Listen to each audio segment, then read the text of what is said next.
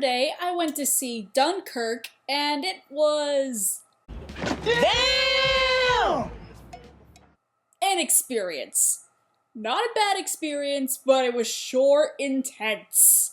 I went to see this movie in IMAX, so of course in IMAX it's going to be different from just probably watching it on a regular television or even in a regular movie theater. But watching it in IMAX, I think I would have been more disappointed if I saw it in regular movie theaters.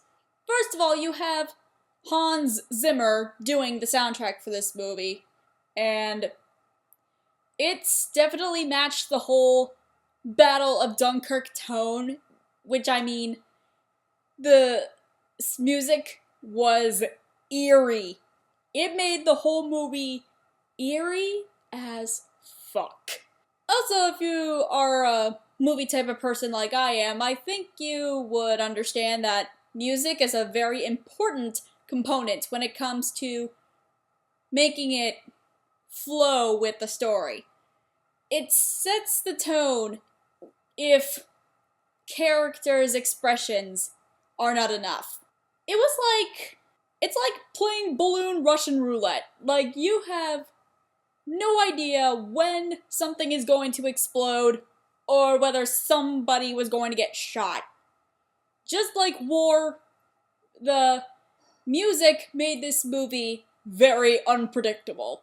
I mean, if you're a history person, you know exactly what happens towards the end of the Battle of Dunkirk, but I'm not going to be really spoiling anything, especially for those who had no idea what the Battle of Dunkirk was. To give an overview of that, this was during World War II, and the Nazi Germans pushed British and French armies to this port town of Dunkirk, which, from what I've seen, it's like the middle of nowhere, and the only way you could get out is by ship.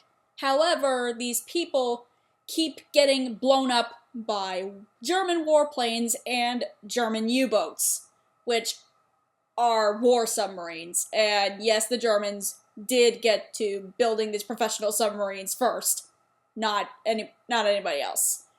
So, of course, these soldiers are trapped.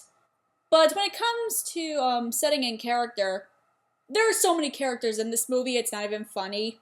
But if I can tell you, or assure you one thing, Harry Styles actually does not make this movie worse, it actually makes this movie a million times better. So when it comes to settings, as I was going to say earlier, there are 3 points of view, or groups of characters, of course, that are going to be combined eventually, and their stories are intertwined, but not as much. The first setting is the Mole, which is given to the nickname of the actual beach of Dunkirk, which the soldiers are trapped on and they want to escape to go home. Then there's the sea, where a local boatsman is taking his son and another boy out to sea so they can go to Dunkirk and pick up soldiers. And then there's the air, which the British fighter planes are taking their territory and they're trying to shoot down the German planes so that the people of Dunkirk can escape. Now you see what I mean when I say they all are gonna intertwine eventually? So when it comes to these people, this movie definitely not only shows you the trauma that war delivers, but it also shows how a troubling situation can twist humanity in a million different ways. Like, it even shows you the symptoms and just the beginning afterthoughts of PTSD, post-traumatic stress disorder, from just being bombed or almost being shot at. And it also shows how men could easily go from being nice to being just outright cruel in order to survive. Actually, as Harry Styles' character puts it, survival's not fair. And it's true, he's not wrong, he's a jerk. or his character's a jerk, but he's not wrong when it comes to that. And then there are the types of people who actually want to be heroes. I mean, they're scared, but they want to do something. They're actually risking their own lives to do something for their own people. When I say that, especially the fighter pilots and the English locals from surrounding towns, they actually took their boats out there. And these are not like professional military ships. These are like fishermen's boats.